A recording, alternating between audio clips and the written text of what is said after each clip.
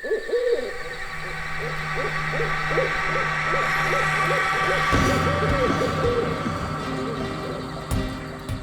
यार, इतना एडवेंचर तो मैंने अपनी पूरी जिंदगी में नहीं की जितना इन पिछले कुछ घंटों में हो गया है।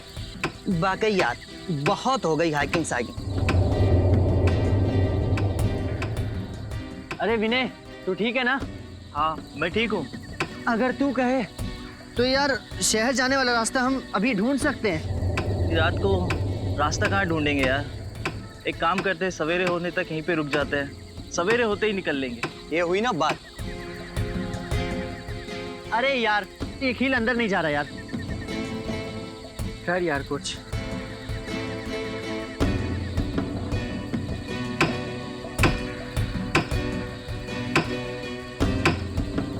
मुझे लगता है नीचे पत्थर दबा हुआ है, पहले उससे निकाल लेते।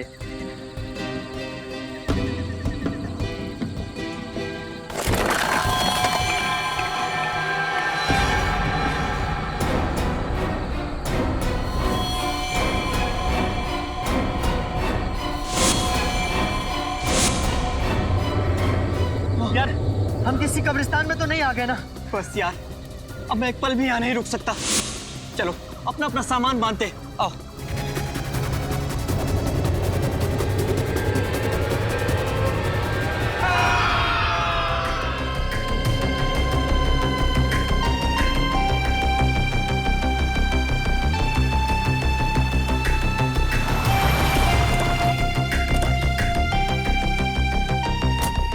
आइए सर, आइए। चलिए।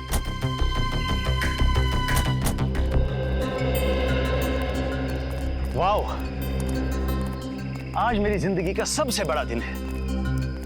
इतने लंबे स्ट्रगल के बाद आज मैं गर्व से कह सकता हूं कि ये सारी की सारी जमीन मेरी है। मुबारक हो समर सर, बहुत बहुत मुबारक हो आपको। Thank you very much. कहिए, कैसी लगी आप लोगों को ये जमीन? शहर से काफी दूर है और आप यहाँ हॉलिडे कॉटेज बनाना चाहते हो? यहाँ दूर दूर तक हम खेती करेंगे, फलों की, सब्जियों की, और यहाँ बीच में हम कॉटेज बनाएंगे, हट्स बनाएंगे। ये वाकई नया और अनोखा आइडिया है, लेकिन खेती बाड़ी शुरू करने से पहले हमें यहाँ जमीन की जांच तो करनी पड़ेगी ना।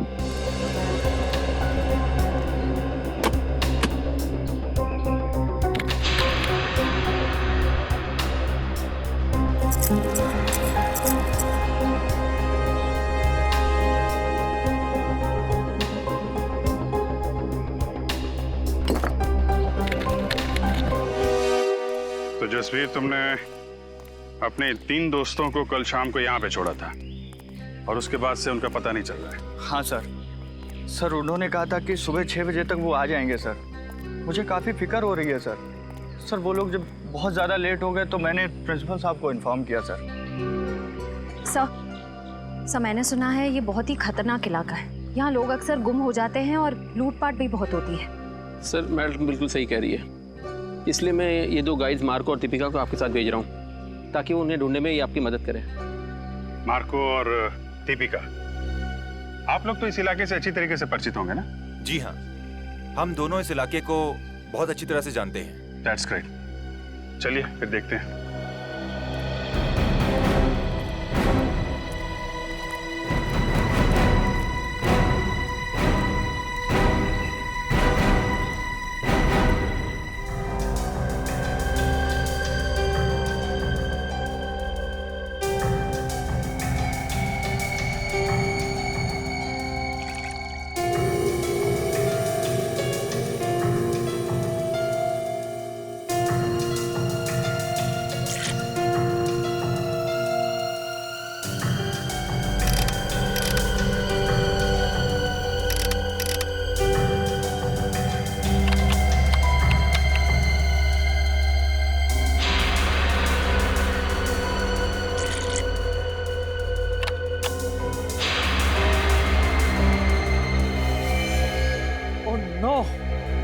क्या हुआ? मिट्टी बंजर है क्या? नहीं, ऐसी तो कोई बात नहीं है। तो फिर ये देखो, मिट्टी में से क्या मिला है। ओह माय गॉड, अब हम क्या करेंगे?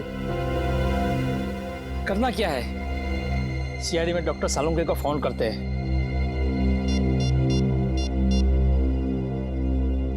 हेलो डॉक्टर सालुंके,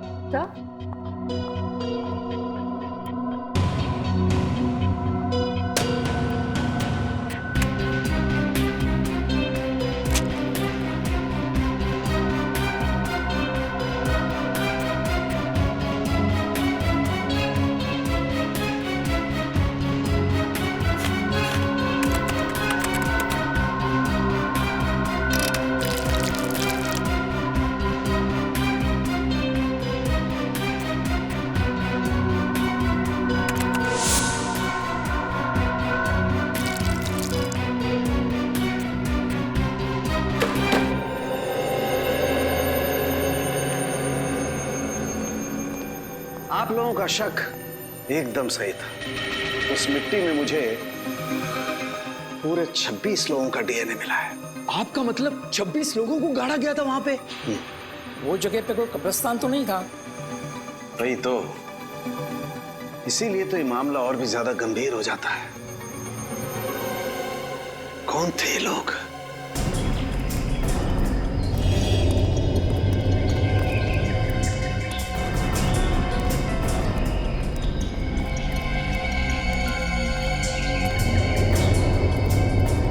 तो इधर बाईं तरफ और दाईं तरफ क्या है? बाईं तरफ खाई है और दाईं तरफ एक जमीन का टुकड़ा है। अगर किसी को हैकिंग करनी होती है तो वो सीधा इसी रास्ते से ऊपर जाता है। इधर? Yes sir. सर, कहीं वो लोग इस खाई में तो नहीं गिर गए होंगे? पहले चलो देखते तो हैं, आ जाओ।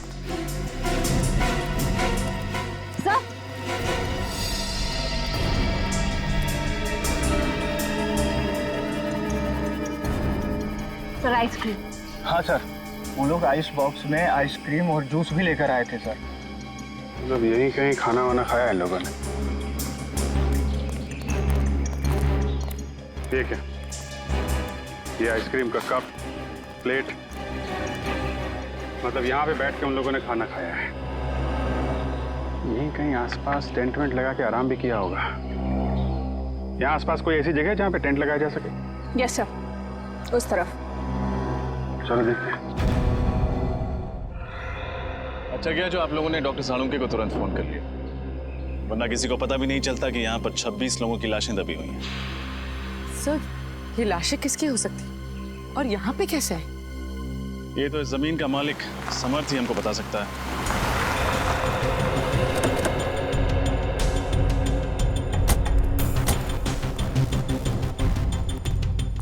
हेलो ऑफिसर, क्या हुआ?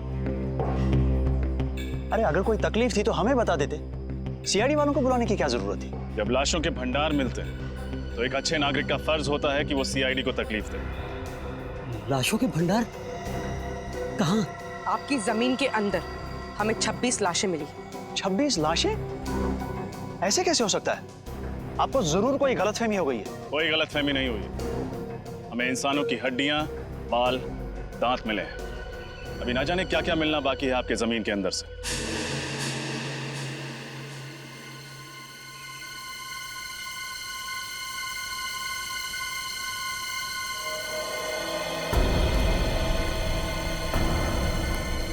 भैया यहाँ लेके आओ।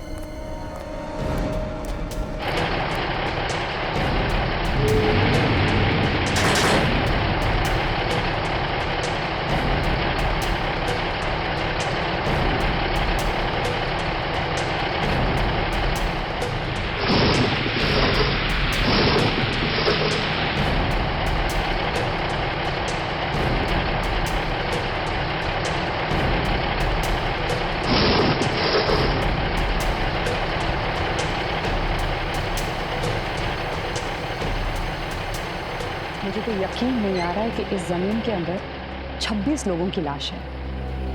अगर कोई मुजरिम एक भी लाश को गाड़ता है तो वो पकड़ा जाता है, और यहाँ किसी ने 26 लाशें गाड़ी है। कोई भी जुर्म छुपता नहीं है डॉक्टर तारिका। इस अपराध से भी पर्दाफाश हो ही गया। उर्मीन मजदूरों को लेके जाओ, उनको बोलो उस तरफ खुदाई शुरू करें। आप लोग उस तरफ चलिए।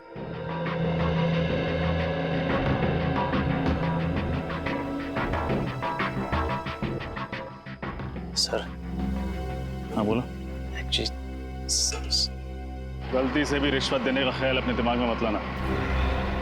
सीआईडी के सामने तुम्हारी दाल गलने वाली नहीं है। वो बात नहीं सर, आप हमें गलत समझ रहे हैं। दरअसल क्या बात है? मैं इस जमीन का मालिक नहीं हूँ सर। तुम मालिक नहीं हो तो कौन है? पता नहीं सर। पता नहीं मतलब? मैं आपको बताता हूँ सर। दरअसल हम सुनसान और अनजान जमीन पर कब्जा कर लेते हैं, उसके बाद उस जमीन को दूसरों को बेच देते हैं, या फिर वहाँ पर मकान या दुकान बना देते हैं। What? हाँ सर, हमें नहीं मालूम था सर। इस जमीन पर कब्जा करने के बाद हमें मुनाफा के बदले जेल की सलाखें मिलेंगी सर। सर हमें बचा लीजिए सर। मुजरिम अक्सर पकड़े जाने के बाद लेखक बन जाते हैं, दिलचस्प कहानियां सुनाने लगते हैं। तुम्हारी भी अच्छी है। नहीं नहीं सर, ये कहानी नहीं है, ये सच्चाई है सर। आप ये जमीन के पेपर देख लीजिए सर। आप किसी भी अच्छे वकील को दिखा लीजिए, वो यही कहेगा कि ये नकली पेपर से। तो तुम्हारी कहानी सच्ची भी है, तुम्हें जेल तो जाना ही पड़ेगा।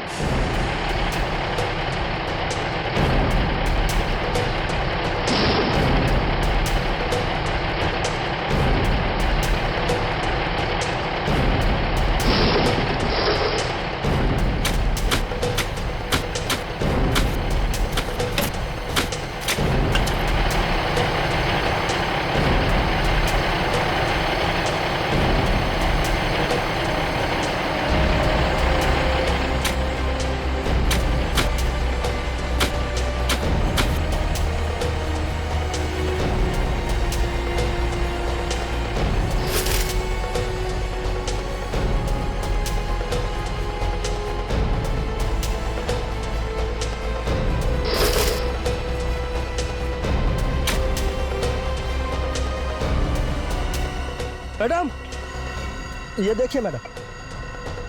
कंकाल। सर,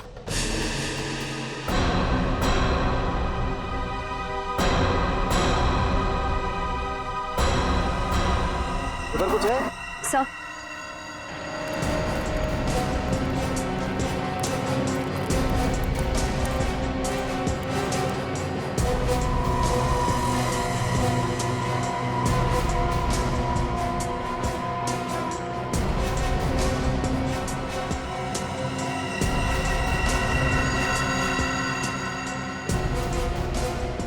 ये देखो, एक और बैग। सर शायद ये लोग यात्री हों, लगता है इनके सामान में कोई आईडी वगैरह हो। बिल्कुल, चेक करते हैं।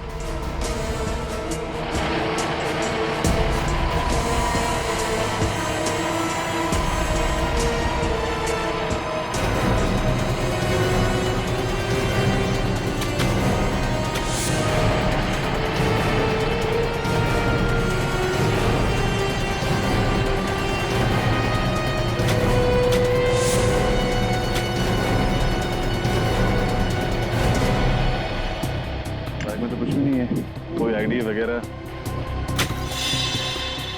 सर, ये देखिए।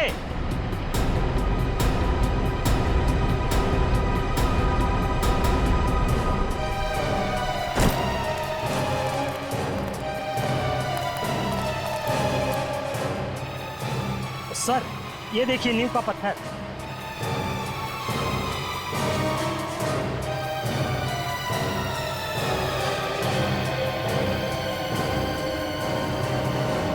कहीं ऐसा तो नहीं कि यहाँ पर कभी कोई बिल्डिंग हुआ करती थी जिसे गिरा कर इस जगह पर कब्रिस्तान बना दिया गया? हो सकता है।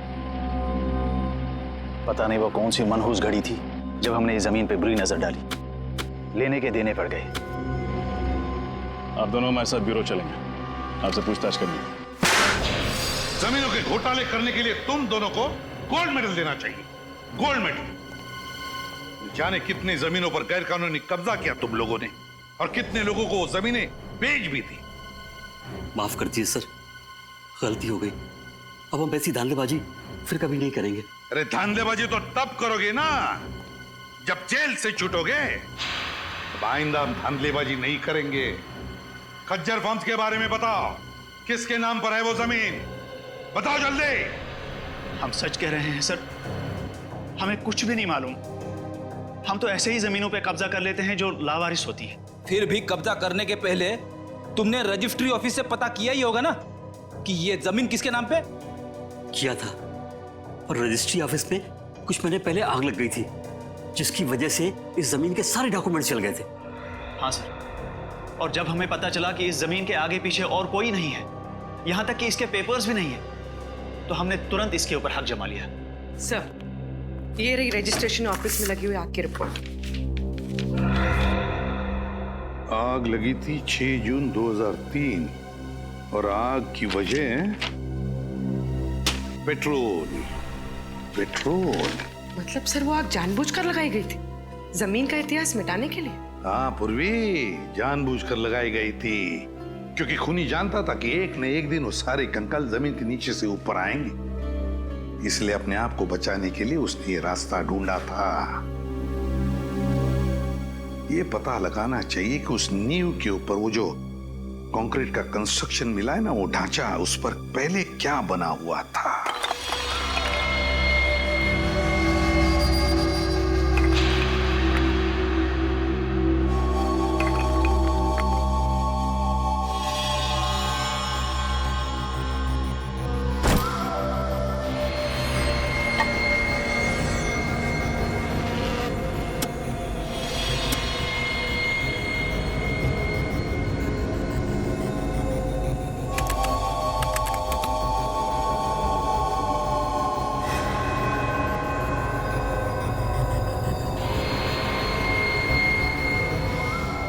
माय गॉड, क्या हुआ सर? तारिका, ये हड्डी जरा गौर से देखो। ऐसा लगता है जैसे इस हड्डी को किसी ने आरी से या 100 चेन से काटने की कोशिश की है। सर, मुझे तो ये खूनी बहुत बड़ा सरफिरा लगता है। कुछ लोगों के स्कल पे तो मुझे दांतों के निशान दिखे। ये देखिए, जैसे कि वो उनका सर ही चबाना चाहता हो। My God. सर, कहीं ये किसी जंगली जानवर का काम तो नहीं है? नहीं रोहन, ये किसी जंगली जानवर का काम नहीं हो सकता है, क्योंकि जानवर किसी को खाने के बाद उसे जमीन में गाड़ने की मेहनत नहीं करता। ये काम किसी इंसान का ही है। सर, अब बस ये पता चल जाए कि इन सब की मौत कब हुई थी, तब जाके हम उस खूनी तक पहुंच सकते हैं। चल जाएगा तारिका, ये भी पता चल जाएगा उस माइक्रोस्कोपिक रेडियोग्राफी के जरिए। Microscopic radiography? सॉरी सर, पर क्या है ये? कभी सुना नहीं इसके बारे में। रोहन, ये एक ऐसा प्रोसेस है जिसके जरिए हम ये पता लगा सकते हैं कि इंसान की मौत कब हुई है। और ये देखो, जिस इंसान की ये हड्डी है उसकी मौत 7 से 10 साल पहले हुई है, यानी 2003 से 2006 के बीच में इस इंसान की मौत हुई है।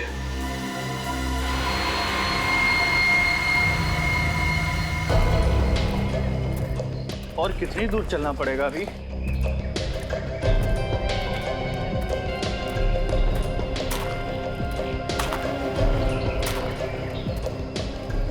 क्या बच रहा है? सर, मैंने किसी के चलने की आवाज सुनी।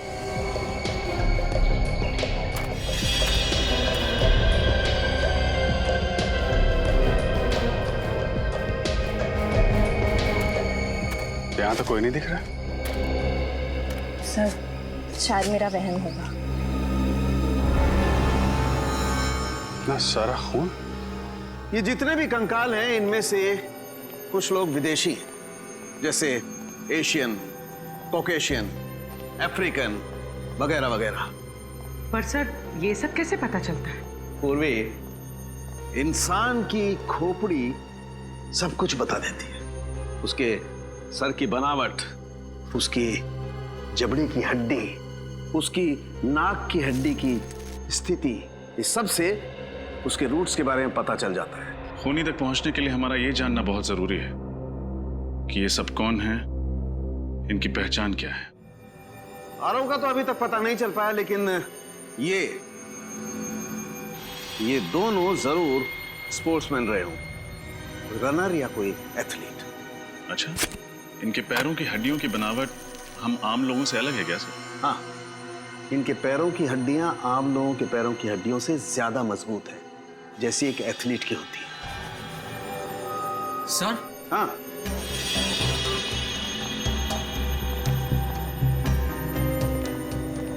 क्या हुआ? सर, इस लड़की के सामान में से ये मुझे कुछ बीज मिले हैं।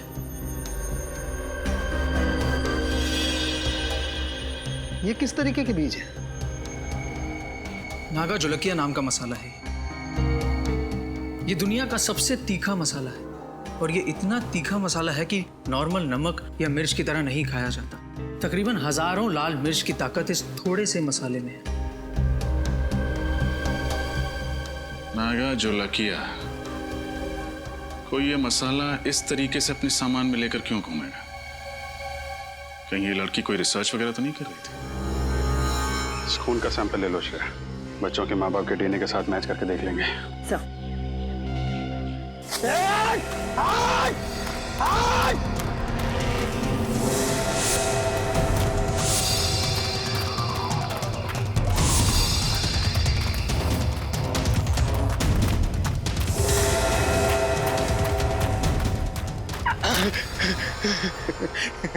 बहुत देर कर दी मेहरबान आते आते। चलो आप अच्छे बच्चों की तरह अपना सारा सामान मेरे हवाले कर दो। नहीं तो क्या करेगा? हाँ?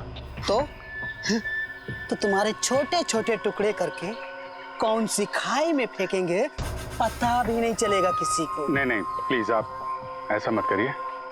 ये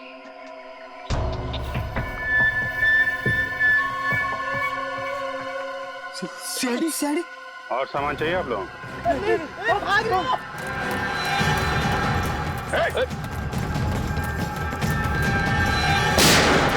भागोगे तो गोली लग जाएगी। भागो मत। कहाँ भाग रहे थे? हमें माफ कर दो साहब। हम दोनों तो छोटे मोटे लुटेरे हैं साहब। मासूम लोगों को लूटते हो, बाद में उनको मार के फेंक देते हो। नहीं साहब, हम लुटेरे हैं, खूनी नहीं है साहब। हम लोगों ने किसी को नहीं मारा साहब। अच्छा, फिर ये 3 लड़के कहाँ हैं? क्या किया तुम लोगों ने इनके साथ? कुछ भी नहीं किया, उल्टा उन लोगों ने हम लोगों को मारा। तो उस पेड़ पे वो खून तुम्हारा है? वो खून तो इस वाले लड़के का साहब। मारपीट के दौरान थोड़ी सी चोट लगी थी साहब। किस तरफ गए वो लड़के? जेल की तरफ। झील की तरफ। चलो दिखाओ। मैं होल्ड करता हूँ। हाँ जल्दी बोलो।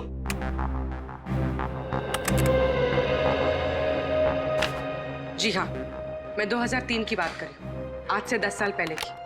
मसाले का नाम है नागा झुलक है, और जितने भी ऐसे खेत हैं जहाँ नागा झुलक के नाम का मसाला उगता है, वहाँ उस लड़की की फोटो भेज दीजिए। और हाँ, एग्रीकल्चर इंस्टीट्यूट्स में भी।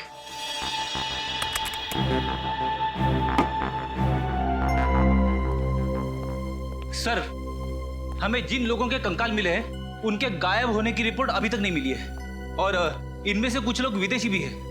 पता नहीं उनके घर वालों ने उनके गायब होने की रिपोर्ट कहाँ पे लिखवाई है। हो सकता है ना फ्रेडी कि उनके घर वालों को पता ही नहीं था कि जब ये हादसा हुआ तब ये लोग इंडिया में ही थे। लेकिन ये खज्जर फार्म से ही पता चलेगा कि ये सारा चक्कर क्या है। सर, एक बात बड़ी अजीब है, खज्जर फार्म के आसपास दूर दूर तक कोई भी जंगली जानवर नहीं है, तो लोगों को मार कौन सकता है उनके मांस के लिए? सर, कहीं कोई आत्मा नरबक्षी तो नहीं है? वो चाहे कोई भी हो, फिर चाहे फ्रेडी, वो तुम्हारी आत्मा ही क्यों ना हो, अब नहीं बचेगा ये हमारे हाथों से। ये रही झील।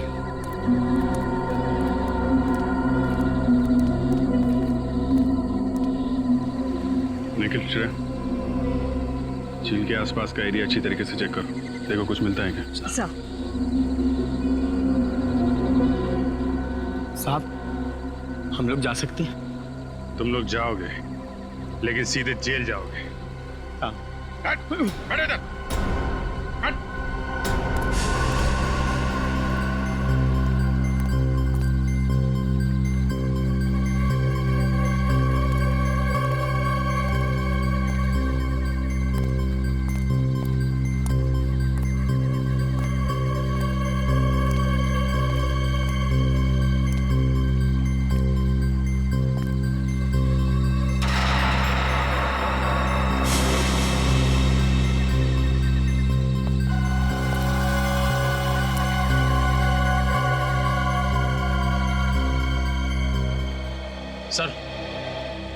सर, ये टॉल मिला है सर, इस पे खून लगा हुआ है।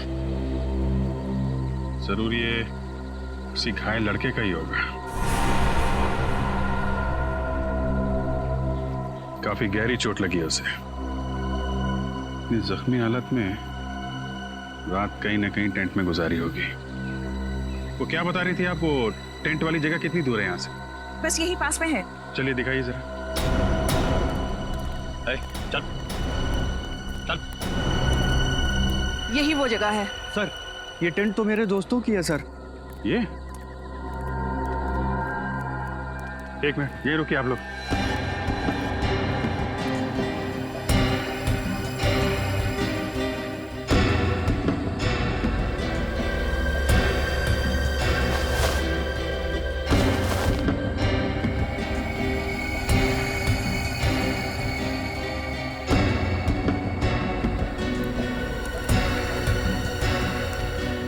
शूज, टूटे हुए टेंट, बिखरा हुआ सामान, क्या हुआ क्या यहाँ पे? सर उन्हें कुछ हो तो नहीं गया होगा सर? सर हो सकता है ये किसी जंगली जानवर ने हमला किया हो। पर सर इस इलाके में तो कोई जंगली जानवर है ही नहीं। जानवर नहीं है तो फिर ये सब?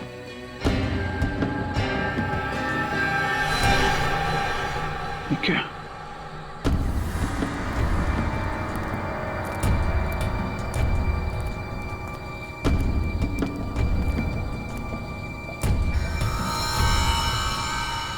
बहुत सारा खून है।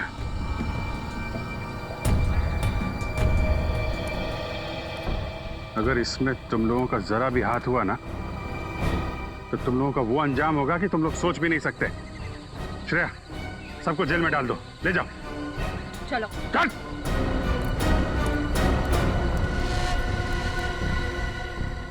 यहां से आगे घसीटने के निशान भी दिख रहे हैं। देखते हैं ये निशान कहां लेके जाते हैं।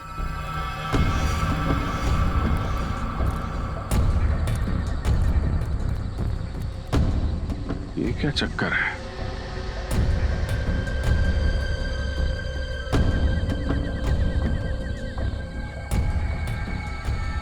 एक मिनट आप लोग यहीं पे रुकिए। सर मिट्टी काफी ढीली लग रही है, ऐसा लग रहा है हाल फिलहाल में खुदाई हुई है। मामला गड़बड़ लग रहा है।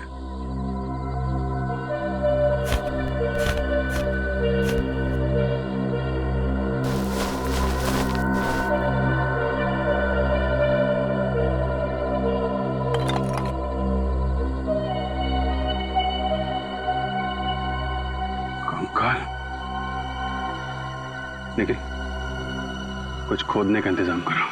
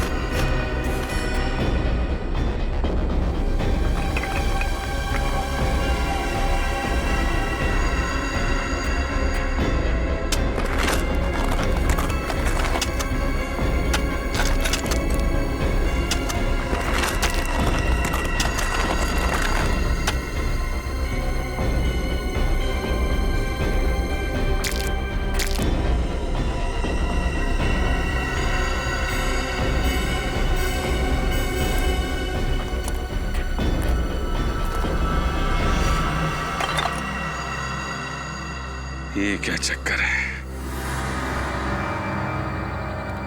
एक, दो, तीन, चार। ये जसवीर तो कह रहा था कि उसके 3 दोस्त गायब हैं। चौथा कहां से आ गया? हाँ सर, हमें 3 की तलाश थी और यहाँ चौथा भी आ गया। जसवीर, तुम्हारे तीनों दोस्तों के साथ में कोई और आदमी भी था क्या? नहीं सर। सर ये कंकाल क्या मेरे दोस्तों के हैं सर? बहुत जल्द पता चल जाएगा।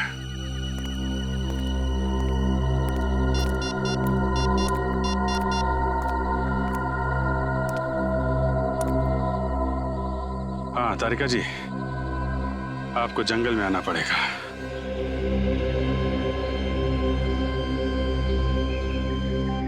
अभिजीत, इन सभी की मौत को ज्यादा दिन नहीं हुए, लेकिन ये वाला कंकाल बाकी 3 कंकालों से कुछ अलग कहानी बता रहा है।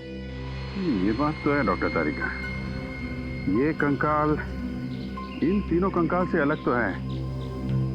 इन सब की जो खोपड़ियों का साइज है वो लगभग आम इंसान जैसा है, लेकिन इसकी खोपड़ी का साइज इतना बड़ा। ये एक आम इंसान की तरह नहीं लग रहा है। डॉक्टर तारिका, इनकी मौत कैसे हुई होगी? श्रेया,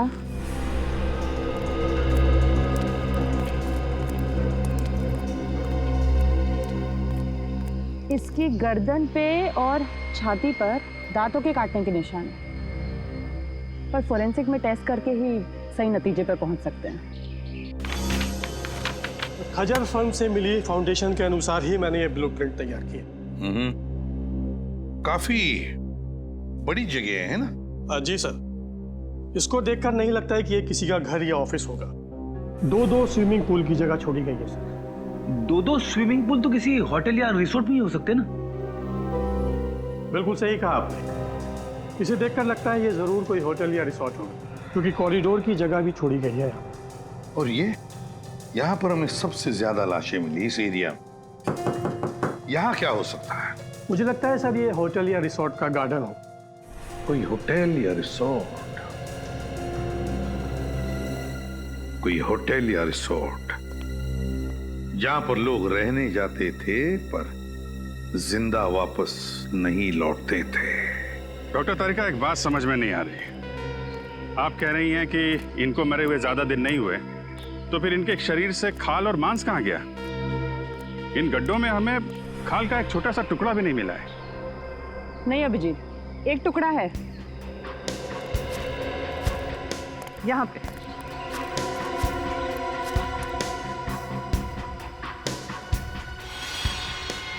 ये देखो, मांस का टुकड़ा है। जी हाँ सर, मैं पहचानता हूँ इन्हें। ये दलजीत है और ये मयंक, दोनों नेशनल लेवल के रनर्स थे। दोनों नेशनल लेवल के रनर्स? और हुआ क्या, गायब कैसे हो गए ये? सर 10 साल पहले अप्रैल 2003 में मुंबई में एक इंटरसिटी टूर्नामेंट हुआ था। ये दोनों उसी में भाग लेने आए थे। टूर्नामेंट खत्म होने के बाद हम लोग तो उज्जैन वापस चले गए, लेकिन ये दोनों माथेरान घूमने जाना चाहते थे। फिर? सर इन लोगों ने रिक्वेस्ट की थी कि ये 2-3 दिन में वापस आ जाएंगे, लेकिन इनकी कोई खबर नहीं आई। इस लड़की को तो आप जानते ही हैं ना? हाँ सर, ये रिया है। ये पंचगिरी गई थी हाइब्रिड प्लांट के रिसर्च के लिए। मुंबई रुकने का इसका कोई प्लान नहीं था, पर शायद उस रात काफी हाईवे पर जाम था, इसलिए मजबूरी में यहाँ इसे रुकना पड़ा। खज्जर फार्म में? जी।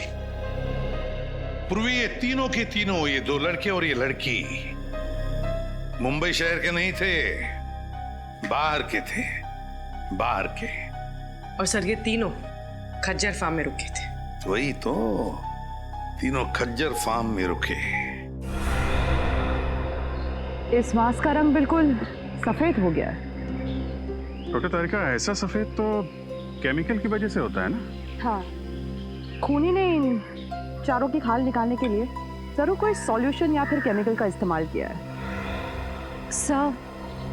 सर हमें यहाँ आसपास से किसी भी केमिकल के ट्रेसेस या लैब वगैरह कुछ नहीं मिला है। इसका मतलब इन चारों को मारा कहीं और गया है और बाद में इन्हें यहाँ पे लाके गाड़ दिया गया।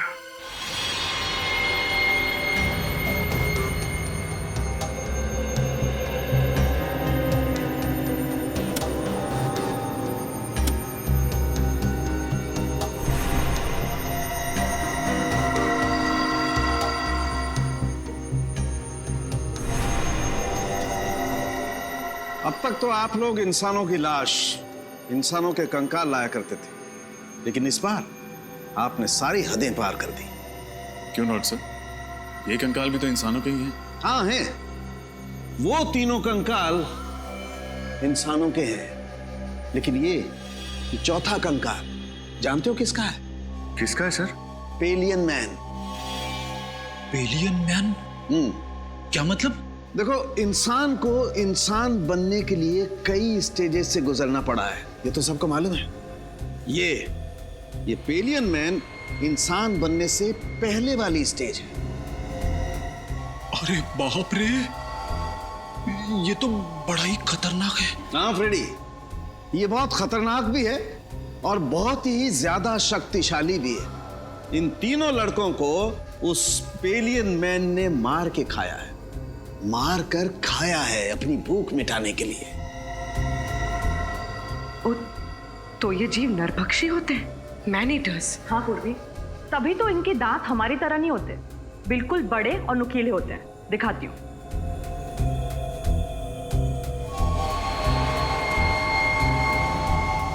ये देखो, और इस तरह से घुसते हैं।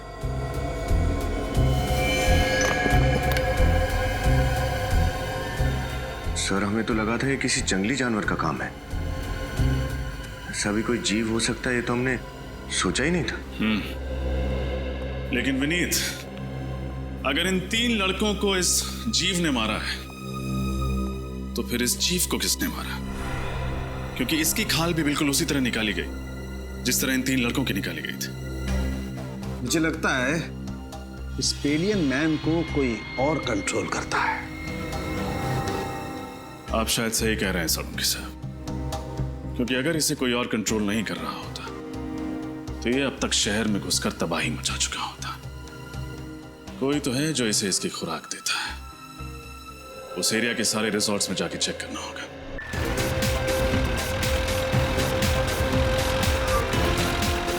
सर, ये रिसोर्ट और कितनी दूर है? बस थोड़ी देर में आ जाएगा, वो देखो।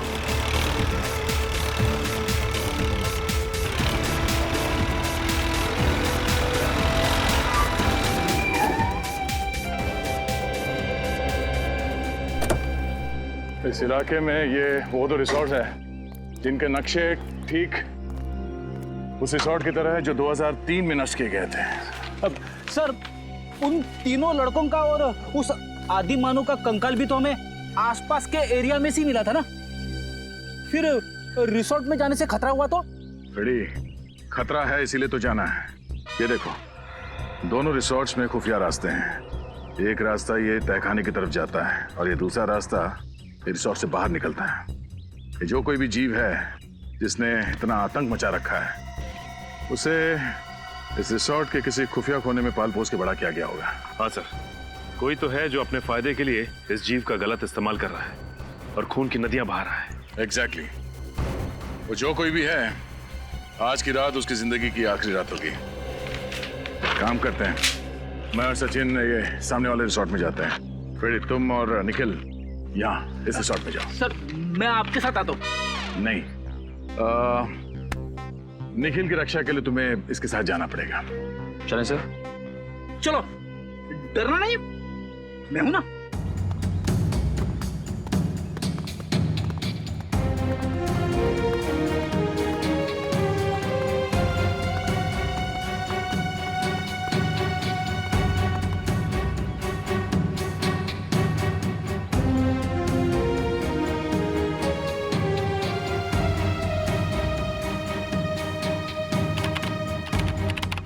कमाल है, हमें तो लगा था उन 3 लड़कों के हादसों के बाद हमारा बिजनेस कुछ दिनों के लिए ठप हो जाएगा।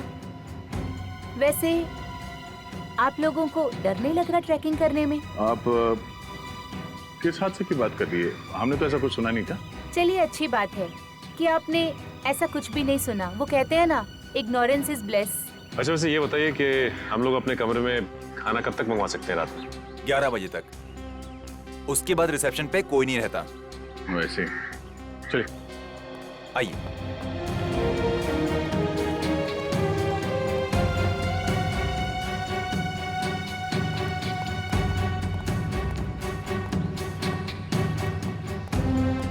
सर, मुझे इनके तौर तरीके यहाँ कुछ ठीक नहीं लग रहे। तू फिक्र मत कर निखिल, दया सर ने भेजा है मुझे तेरी रक्षा करने के लिए। मैं तेरी मूंछ का एक बाल भी बाका नहीं होने दूंगा। लेकिन सर, मेरी तो मूंछ ही नहीं है। तो उगानी चाहिए थी ना। अब ये भी मुझे समझाना पड़ेगा तुझे। अरे 11:30, चलो।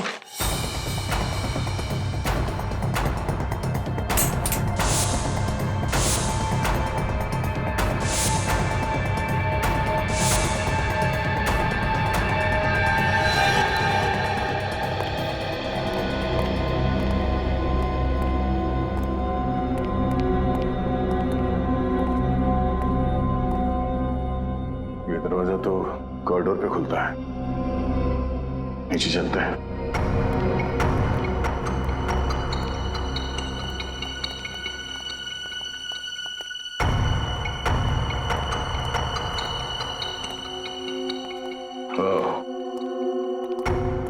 लगता है ये खुफिया रास्ता है। हाँ सर, तहखाने में तो कुछ मिला नहीं था। हो सकता है यही दरवाजा हमें मुजरिम तक पहुंचा दे।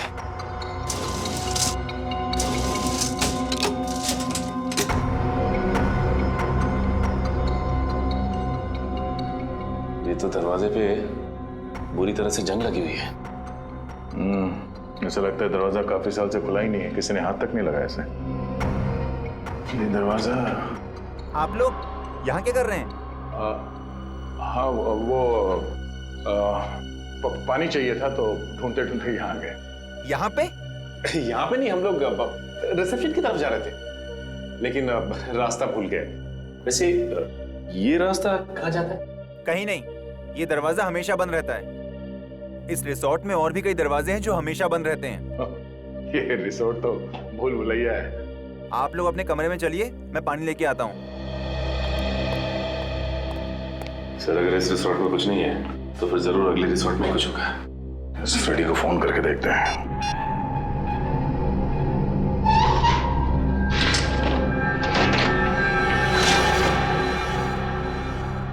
अरे बाप रे, कितना अंधेरा है यहाँ पे।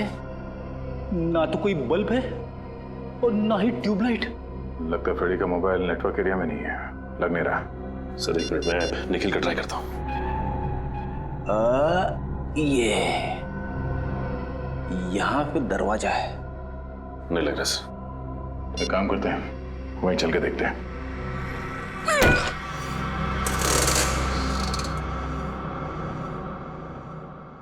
अरे एक और खुफिया दरवाजा। हाँ सर।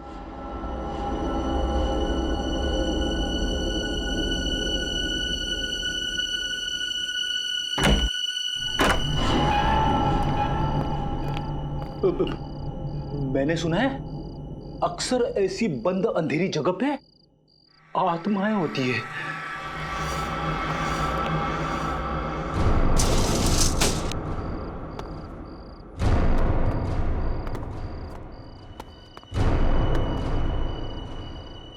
इतना सारा खून, खूनी आत्मा। सर खूनी आत्मा नहीं, नरबख्शी जीव। सर उन मुजरिमों ने उस नरबख्शी जीव को यहीं छुपा रखा है और अपने गुनाहों को अंजाम दे रहे हैं। ये चाकू, ये हड्डियां, ये खून, सर मुझे पूरा यकीन है वो नरबख्शी जीव यहीं पे है सर, यहीं पे। मगर है कौन वो जिसने इस नरभक्षी जीव को पाल के रखा है? उसे जरा भी डर नहीं लगा कि अगर इस नरभक्षी जीव ने उसे ही खा लिया तो? ये क्या है सर? रिसोर्ट के नक्शे के हिसाब से रिसोर्ट से बाहर जाने का ये खुफिया रास्ता है। सर दरवाजा तो खुला हुआ है। हाँ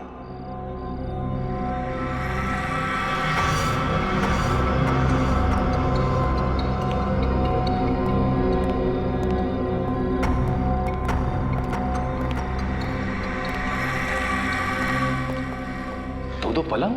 हाँ, दोनों पलंग पे चेन है उस नरभक्षी जीव को बांधने के लिए। एक जीव दो पलंग, अब ये नया क्या चक्कर है? ये कैसी आवाज है? किसी जानवर की आवाज लग रही है। सर दो पलंग, कहीं ऐसा तो नहीं यहाँ पे दो नरभक्षी जीव है? निखिल, यहाँ से खिसक लेते हैं, आगे का इन्वेस्टिगेशन दया सर के साथ ही करेंगे। सर कुछ नहीं होगा आपको, मैं हूं ना। कौन है?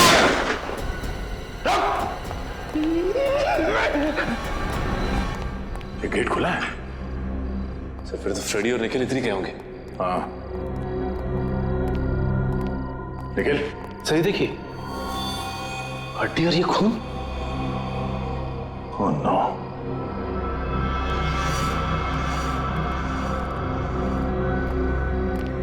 ये क्या? इसका मतलब है दो नरभक्षी जीव। लेकिन सर एक की तो मौत हो गई थी। सचिन, निखिल और फ्रेडी की जान को भी खतरा है, जल्दी।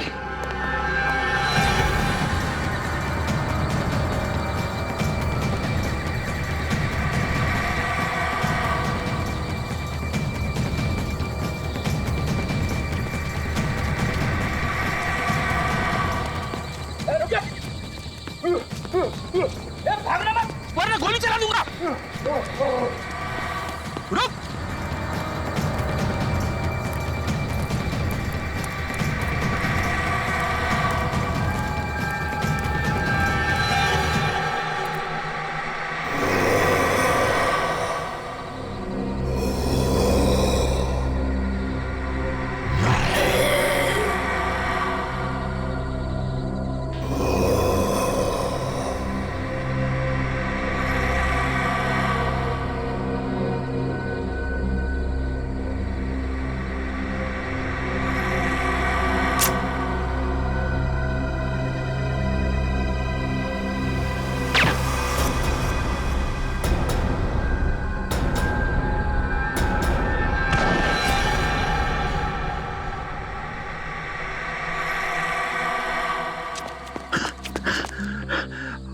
अरे वाह सर, आपने इसे मार दिया? नहीं फ्रेडी, सिर्फ डांट से बेहोश किया इसे। अच्छा हुआ सर आप लोग आ गए, वरना आज मेरी वाइफ का सुहाग उजड़ने वाला था। हट जाओ तुम लोग, हट जाओ वहां से। लगता है इस जीव का मालिक मैदान में निकल ही आया। इसी वक्त का तो इंतजार था हमें। हट जाओ वहां से, हट जाओ वरना गोली चला दूंगी। अरे सर, ये तो दीपिका है। हट जाओ। गन नीचे करो। निकल जाओ यहाँ से। गन हटाओ, गन नीचे रखो। मैं कहती हूँ हट जाओ वरना गोली चला दूंगी। दीपिका गन नीचे करो। मैंने कहा हट जाओ यहाँ से। सचिन,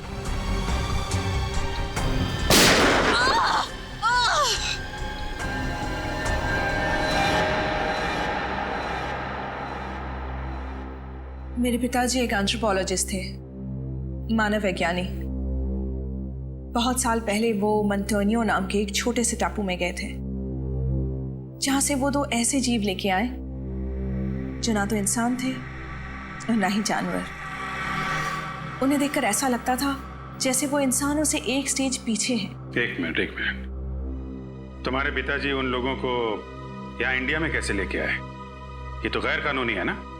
जी, स्मगल करके, गैर कानूनी तरीके से। तो जैसे जैसे वक्त बीतता गया, उनके साथ मेरा लगाव बहुत बढ़ गया। पर मेरा यकीन मानिए सर, मैं बिल्कुल नहीं जानती थी कि जैसे जैसे वो बड़े होते जाएंगे, वो नरभक्षी बन जाएंगे, मैन ईटर्स।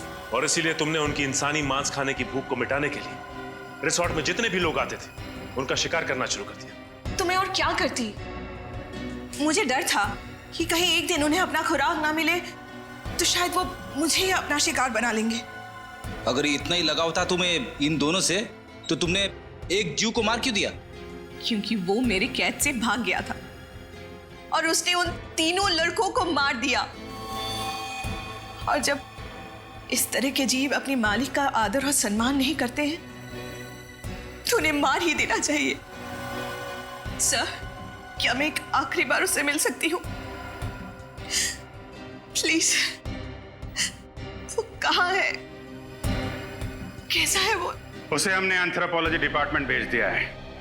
वो लोग तय करेंगे उसके साथ क्या करना है। लेकिन तुमने बहुत बड़ा गुनाह किया है। न जाने कितने मासूम लोगों की जान गई है तुम्हारी वजह से। तुम्हारे साथ क्या करना है ये अदालत तय करेगी, असाइलम या जेल।